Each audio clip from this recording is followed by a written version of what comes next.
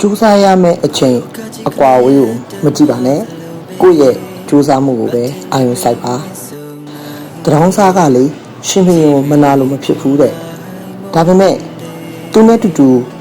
အလုပ်အကိုင်